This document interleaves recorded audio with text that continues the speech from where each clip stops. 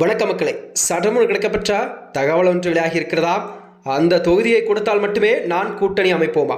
TTV Dinakaran போட்ட ஒரு கண்டிஷனலா பரபரப்பு பேட்டியா? வாங்க வெளியே முடிவாக்கலாம். அதாவது தமிழகத்தில் நடைபெறக்கூடிய 2026 சட்டமன்ற தேர்தல் நெருங்கக்கூடிய நிலையில்தான் அனைத்து கட்சிகளுமே தங்கள் கட்சி பணிகளெல்லாம் தீவிரமாக செயல்பட்டு வருகிறதா. அந்த வகையில்தான் தமிழகத்தில் நடக்கக்கூடிய 2026ஆம் ஆண்டு சட்டமன்ற தேர்தல் எதிர்கொள்ள பாஜக அதிமுக கூட்டணி தமிழகத்தில் அமைந்துள்ளதா.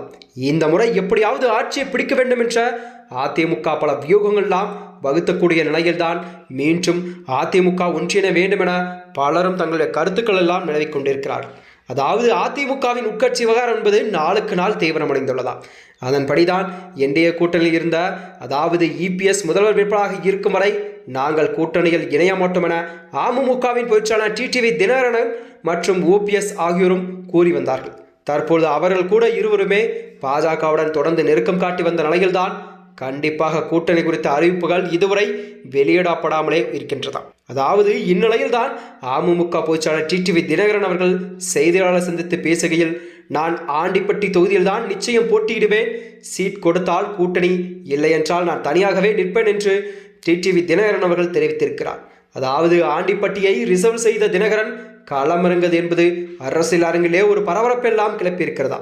மேலும் செய்தியாளர்களிடம் பேசிய அவர், திமுக தலைமையிலான கூட்டணி காங்கிரஸ், விசிக, மதிமுக என எத்தனை தொகுதிகள் என்று முடிவாகிவிட்டதா? தமிழகத்தில் உள்ள கூட்டணி கட்சிகளுக்கும் கூட்டணியை உருவாக்க முயற்சிக்கும் கட்சிகளுக்கும் எங்களுடன் கூட்டி பேச்சுவார்த்தை நடந்தது உண்மைதான்.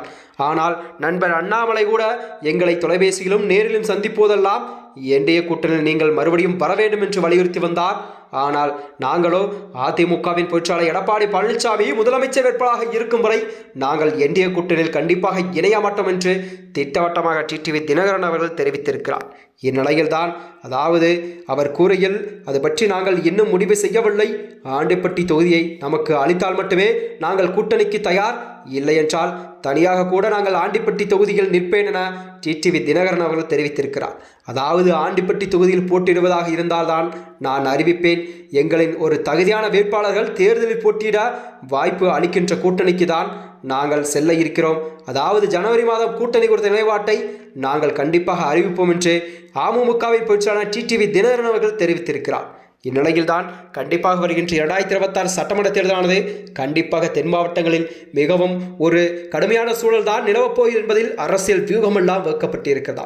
ஏனென்றால் தென் மாவட்டங்களை பொறுத்தவரை ஓபிஎஸ் டிடிவி தினகரன் வாக்கு சதவீதம் செல்வாக்கு என்பது மிக அதிக அளவிலே காணப்பட்டு வருகிறதா.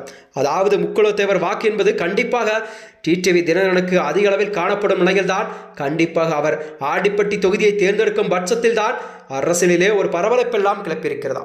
மேலும் இது போன்ற வீடியோக்களை தெரிந்து கொள்ள நமது சேனலை மறக்காமல் சப்ஸ்கிரைப் செய்து கொள்ளும். நன்றி, வணக்கம்.